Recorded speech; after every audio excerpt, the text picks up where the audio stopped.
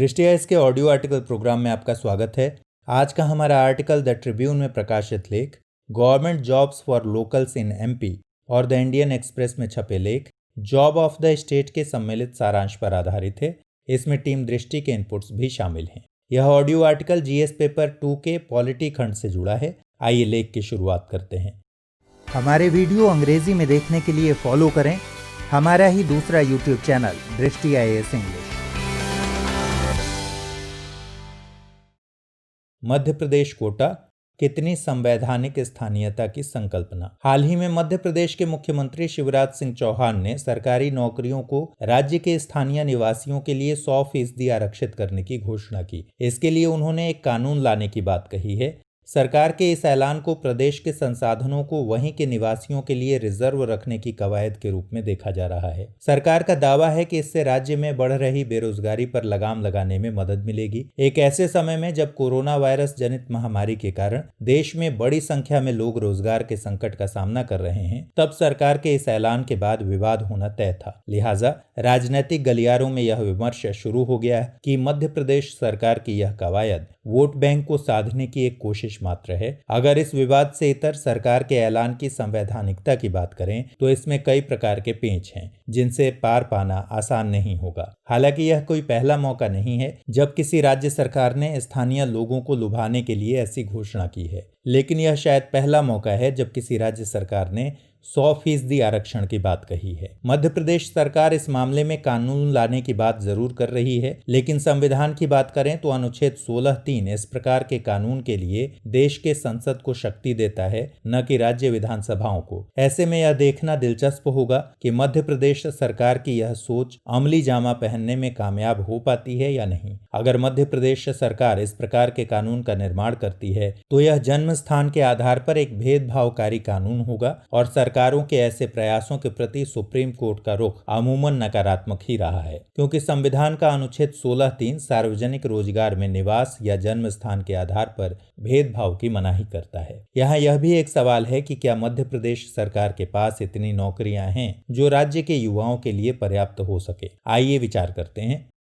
सबसे पहले जानते हैं कि समानता के अधिकार के लिए संविधान में क्या क्या प्रावधान किए गए हैं। हालांकि भारतीय संविधान संघीय है और यहाँ दोहरी राज पद्धति है, लेकिन संविधान में एकल नागरिकता की ही व्यवस्था की गई है, यानी हर व्यक्ति भारत का नागरिक है, न कि किसी राज्य का। अमेरिका और स्विट्जरलैंड जैसे देशों में संघीय व्यवस्था है और वहां दोहरी नागरिकता पद्धति को अपनाया गया है। लिहाजा यहाँ के नागरिकों को देश के साथ साथ संबंधित राज्य की भी सुविधा प्राप्त होती है। इस दोहरे अधिकार के कारण मुमकिन है कि इस व्यवस्था में भेदभाव की समस्या पैदा हो। राज्य अपने निवासियों में मताधिकार, सार्वजनिक पदों, व्यवसाय आदि को लेकर भेदभाव कर सकता है। इस तरह की दिक्कतों को दूर करने के लिए भारत में एकल नागरिकता की व्यवस्था की गई है। संविधान के अनुच्छेद 19(1)(d) में भारत के नागरिकों को देश के किसी भी क्षेत्र में घूमने की आजादी दी गई है। इसी तरह अनुच्छेद 19(1)(e) में यह प्रावधान है कि भारत का नागरिक देश के किसी भी कोने में जीवन यापन कर सकता है और नागरिक चाहे जहां भी निवास करे, उसे मौलिक सुविधाओं और अधिकारों की जरूरत तो होती ही है। इससे पता चलता है कि जो नागरिक जहां निवास करेगा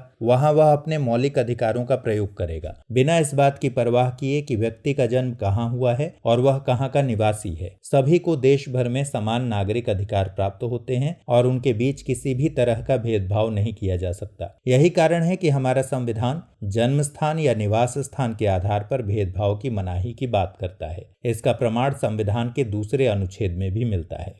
अनुच्छेद 14 प्रत्येक व्यक्ति के लिए विधि के समक्ष समानता की बात करता है, तो अनुच्छेद 15 धर्म, मूल वंश, जाति, लिंग या जन्म स्थान के आधार पर विभेद का प्रतिषेध करता है। इसी तरह अनुच्छेद 16 लोक नियोजन के विषय में अवसर की समानता की बात करता है। वहीं अनुच्छेद 16(2) कहता है कि राज्य के अधीन किसी नियोजन या पद के संबंध में केवल धर्म, मूल वंश, जाति, लिंग, उद्भव, जन्म स्थान, निवास या इनमें से किसी के आधार पर किसी भी नागरिक के साथ भेदभाव नहीं किया जा सकता। मध्य प्रदेश सरकार की घोषणा के आलोक में देखें तो यह अनुच्छेद 16(2) की अवहेलना करता है। हालांकि संविधान का अनुच्छेद 16(3) कुछ अपवाद की बात करता है। इसके मुताबिक संसद ऐसी व्यवस्था कर सकती है कि किसी राज्य विशेष के निवासियों को कुछ नौकरियों या नियुक्तियों में अलग सुविधा मिले। यानी इस मामले में कानून लाने की शक्ति केंद्र सरकार के पास है, न कि राज्य सरकारों के पास। सार्वजनिक रोजगार निवास की अनिवार्यता अधिनियम 1957 अनुच्छेद 16(3) के तहत ही संसद द्वारा बनाया गया एक कानून था,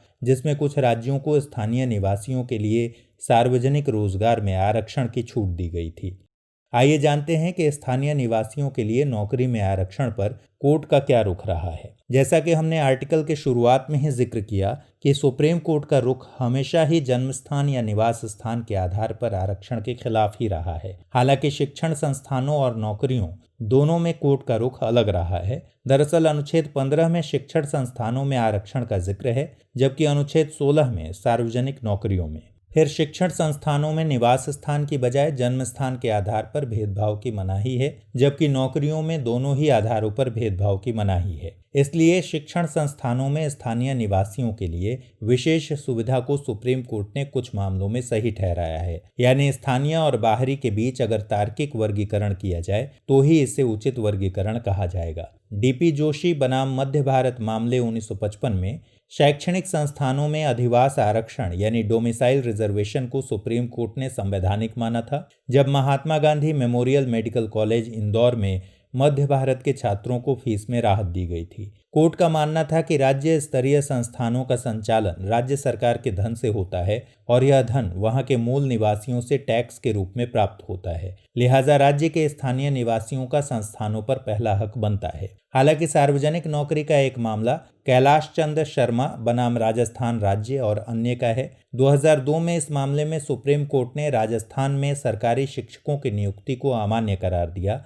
जब राज्य चयन बोर्ड ने संबंधित जिले या जिले के ग्रामीण क्षेत्रों के आवेदकों को वरीयता दी थी। कोर्ट ने तर्क दिया कि भौगोलिक वर्गीकरण को किसी खास इलाके के सामाजिक आर्थिक पिछड़ेपन में शामिल किया जा सकता है, इसलिए सार्वजनिक नौकरियों में भौगोलिक वर्गीकरण आरक्षण का आधार बन सकता है। लेकिन अदालत ने अपने परीक्षण में कहा कि इस तरह के एक तरफा तर्क जिनमें संकीर्णता झलकती है, उन्हें संविधान के अनुच्छेद 16(2) और अनुच्छेद 16(3) के आधार पर खारिज किया जा सकता है। कोर्ट ने आगे कहा कि इस प्रकृति का एक तर्क अनुच्छेद 16(2) के उल्लंघन के साथ साथ राष्ट्र की एकता और अखंडता पर स्थापित हमारे संवैधानिक लोकाचार के लिए भी खतरा है। ऐसा ही एक मामला उत्तर प्रदेश का है, जब यूपी अधीनस्थ सेवा चयन आयोग द्वारा एक भर्ती अधिसूचना में अकेले उत्तर प्रदेश की मूल निवासी महिलाओं को प्राथमिकता दी गई थी, लेकिन 2019 में इलाहाबाद हाई कोर्ट ने इसे रद्द कर दिया था। इसके अलावा एक मामला चारू खुराना बनाम भारत संघ का है। इसमें महाराष्ट्र में ट्रेड यूनियन ने एक मेकअप आर्टिस्ट की सदस्यता रद्द कर दी थी, क्योंकि वह महाराष्ट्र में कम से कम 5 साल तक निवास करने की योग्यता को पूरा नहीं करती थी। जब यह मामला कोर्ट पहुंचा तब सुप्रीम कोर्ट ने चारू खुराना के पक्ष में फैसला सुनाया। फैसला सुनाते हुए कोर्ट ने संविधान के अनुच्छेद 14, 15 और 16 में शामिल समानता के अधिकार का हवाला दिया। फिर सवाल है कि दूसरे राज्य अधिवास आरक्षण किस आधार पर उपलब्ध करवा रहे हैं। हमने आर्टिकल के शुरू में ही जिक्र किया कि मध्य प्रदेश की शिवराज सिंह सरकार का यह कोई पहला मामला नहीं है। इससे पहले भी मध्य प्रदेश की सरकार इस तरह के आदेश दे चुकी है। पिछले ही साल कमलनाथ सरकार ने उद्योगों में स्थानीय लोगों के लिए 70% सीट आरक्षित करने का आदेश दिया था। ऐसे ही 2014 में कर्नाटक सरकार ने नौकरियों में स्थानीय निवासियों के लिए आरक्षण को हरी झंडी दी थी। सरकार ने निजी और सार्वजनिक क्षेत्र की कंपनियों में कन्नड़ भाषियों के लिए 70% सीट रिजर्व कर दी। ग्रुप डी की नौकरियों में तो सरकार ने 100% कन्नड़ भाषियों की भर्ती का ऐलान किया था। 2008 में महाराष्ट्र सरकार ने स्थानीय लोगों के लिए 80% सीट रिजर्व करने की घोषणा की थी, लेकिन यह लागू नहीं हो सका था।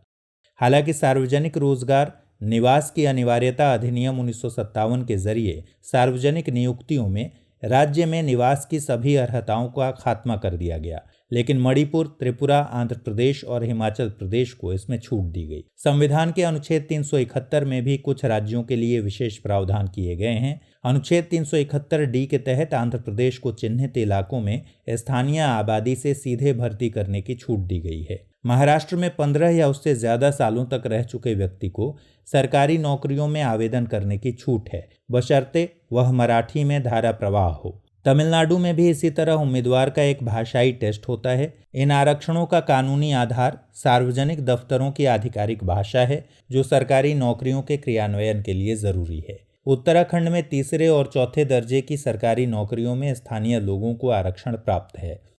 मेघालय में खासी, जयंतिया और गारो जनजातियों के लिए समग्र तौर पर 80% स्थानीय नौकरियों में आरक्षण है, जबकि अरुणाचल प्रदेश में 80% नौकरियों में स्थानीय लोगों को आरक्षण है। दरअसल निवास एवं घूमने की आज़ादी अनुसूचित जनजातियों के हित में सुरक्षा का विषय है। दूसरे शब्दों में कहें तो जनजातीय क्षेत्रों में प्रवेश एवं निवास प्रतिबंधित है और यह व्यवस्था उनकी विशेष संस्कृति, भाषा, रिवाज आदि को बचाने के लिए की गई है। फिर अनुच्छेद 16 में भेदभाव के निषेध के लिए निवास स्थान को भी एक आधार बताया गया है, लेकिन राज्य सरकार चाहे तो राज्य के निवासियों के लिए विशेष सुविधा की व्यवस्था कर सकती है, लेकिन इसमें यह ध्यान रखना होगा कि सरकार का फैसला संविधान द्वारा दिए गए अधिकारों के सीमा क्षेत्र के दायरे में न आता हो।